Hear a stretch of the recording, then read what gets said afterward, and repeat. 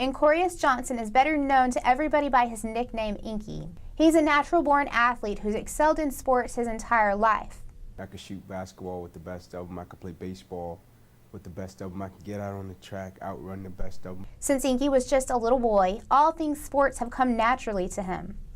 He spent his entire life honing his gifts, spending every day trying to better himself as an athlete since he was just 7 years old.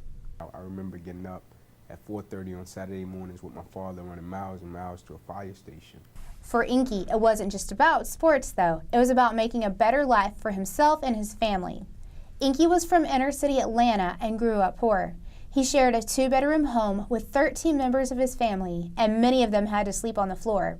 He knew if he worked hard enough, he could better their lives.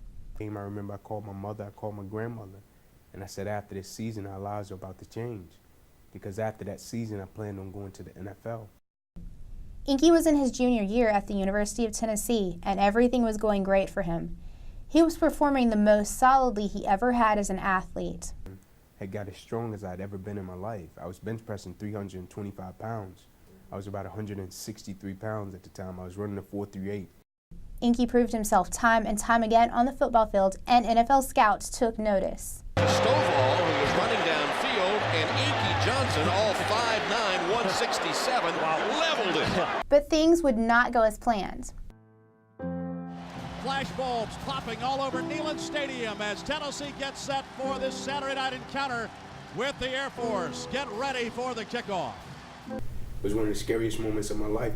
With just over 2 minutes left in the fourth quarter, Inky's life changed forever. It seemed as if every breath of my body left, my body went completely limp. I fell to the ground and blacked out. And when my eyes opened, my teammates ran over to me and they said, "Ink, get up." I looked up at him, I said, "I can't."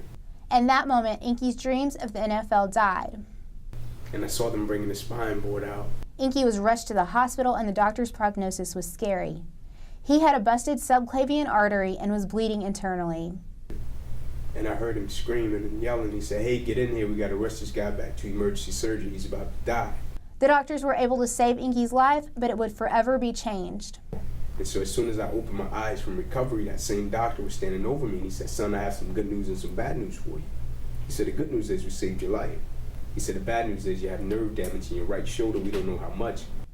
All of the nerves in Inky's brachial plexus were torn and his lifelong dream was gone. He would never be able to play football again. He said, "Your arm will never be the same again. Your hand will never be the same again." Inky was upset by the news, but took it as a sign from God that he was meant to take a different path in life. And I'm honored that God would trust me with such adversity, trusting that I would handle it the right way, trusting that I would use it the right way in this world to be a benefit to other people.